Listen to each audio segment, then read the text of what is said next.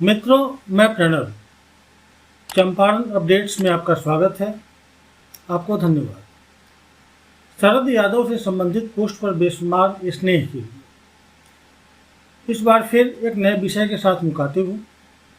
चर्चा करेंगे बिहार में हो रहे जातीय जनगणना पर, खासकर जब लोकसभा चुनाव और उसके एक साल बाद विधानसभा चुनाव होने हैं। इसकी टेस्टिंग तो लोकसभा के चुनाव के वक्त ही हो जानी है। ऐसे में आपको कुछ पीछे ले जा रहा हूँ। 1990 के दशक में पहले कमंडल यानी राम और फिर हिंदू मतों का ध्रुवीकरण हुआ। इसकी काट के लिए मंडल का दौर शुरू हुआ।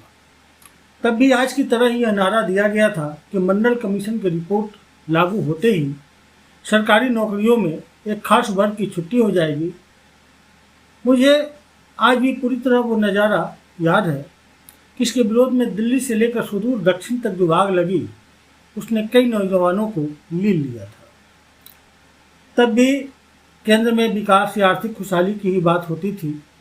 तब के कमंडल वीर धार्मिक ध्रुवीकरण की बात करते थे तो कमंडल वीर जातीय ध्रुवीकरण या समीकरण की।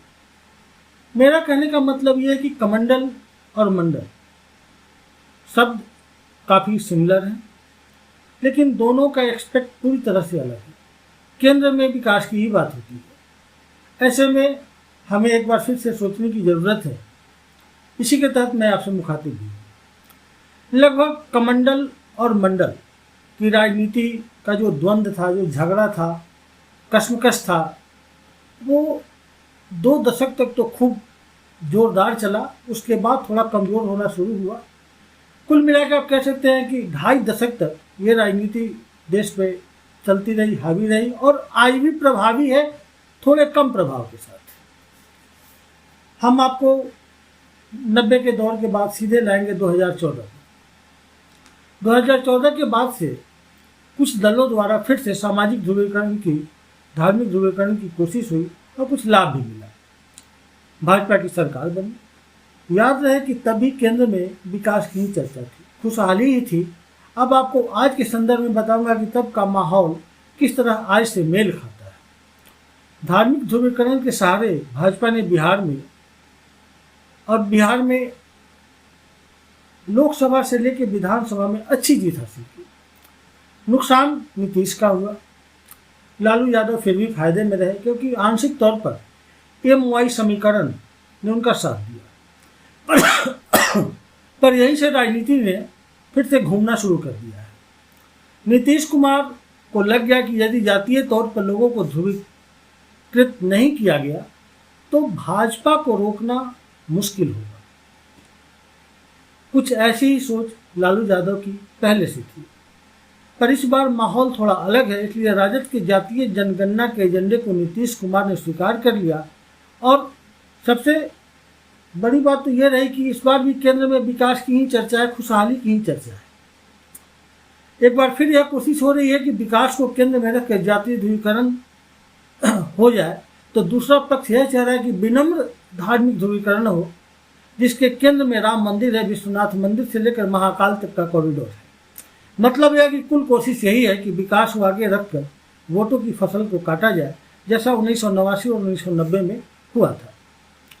कुल मिलाकर आंकड़ा यही है कि एक बार फिर से बिहार में और यहाँ के बाद पूरे देश में धार्मिक और जातीय आंकड़ों के आधार पर लोगों का ध्रुवीकरण करना ही लक्ष्य होने वाला है।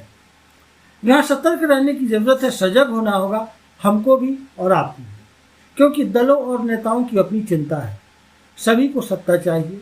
नीतीश जिस समावेशी विकास की बात करते हैं तो मोदी कहते हैं कि सबका साथ सबका विकास। राजद तो लगभग अपने पुराने एजेंडे पर ही है।